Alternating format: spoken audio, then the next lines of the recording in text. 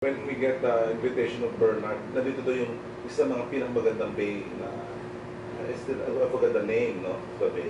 I was surprised kasi when we mentioned, pag pinag-usapan ng Puerto Galera, it's a party place. Diba? Inuman meron pang slingshot, Dolor sling. Mindoro sling. So kayo, may ano po ba yung gusto pang nyo? Ano pa yung mga undiscovered area aside from that white beach na party place? Sabi nga po namin, Puerto Galera is famous above and below. No? When we say below waters, we have our dive sites. And then when we say above, so it's our mountains. Ano po? And beside our mountains are our falls. So if we were not able to see our falls, we have the Tukuran Falls, the Tamaraw Falls, and the Aninuan Falls. These are already far from our beaches. But these are equally good destinations also, which can give enjoyment different from what you enjoy in the beach. Kasi these are falls, these are fresh water within the mountains. So, ito po yung mga How many hours po from the beach? hidden treasure ng Puerto Galera. From here, going to Tukuran, roughly around 1.5 hours. Because you've got to walk. Yeah. Accessible ba? Of course naman. But then, half of the way, you can ride through our land transportation. And then yung second half, you could either walk or you could either ride the kanga pulled by a carabao.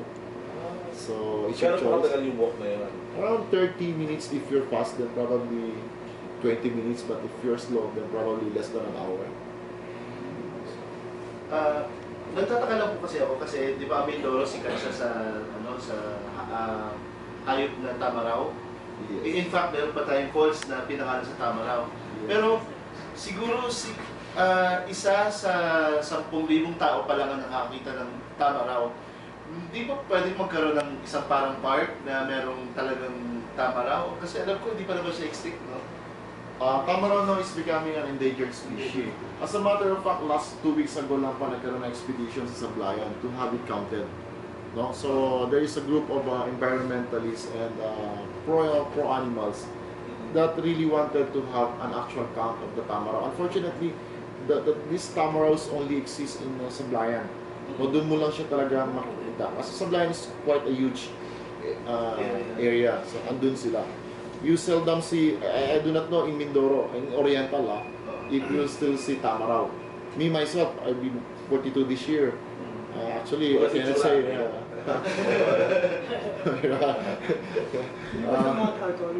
Mount Alco, but Mount Alco is too far. And it's between the boundary of Oriental and Occidental, but more on the Occidental side, especially in Sablayan, but it's a town. So you haven't seen any?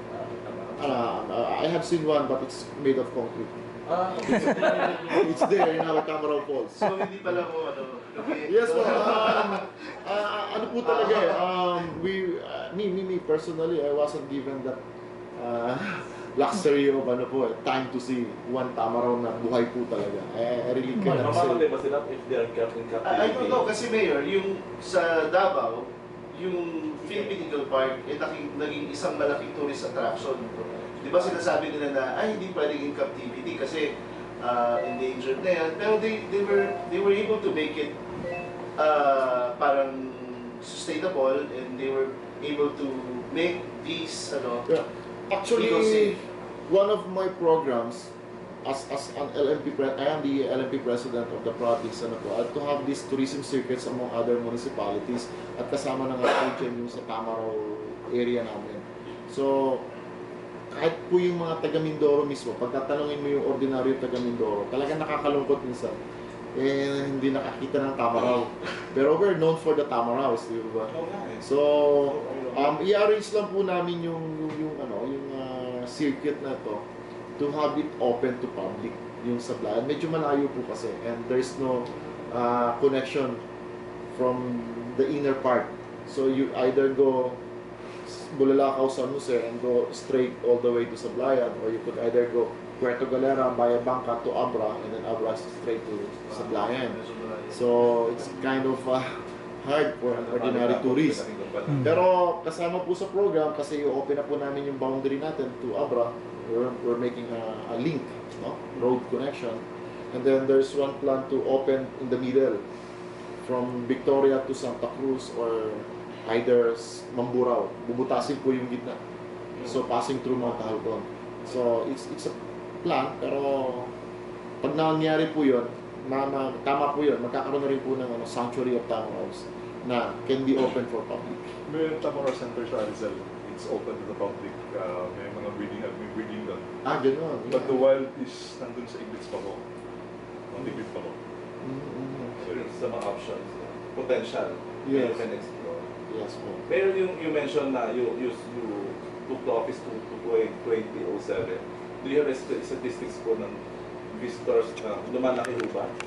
Yes po naman, we have a gradual increase, but also there was 1 year which we had a decrease because we had an accident during that time. If I'm not mistaken, 2009, along with the global financial crisis.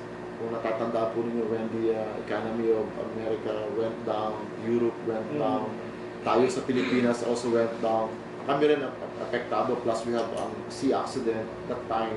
So medyo more, but after that, 2010 up to this year, we're slowly catching up with our targets, and if God willing, we are always targeting from 20 to 30% yearly increase of our Last year, how many thousands po ba?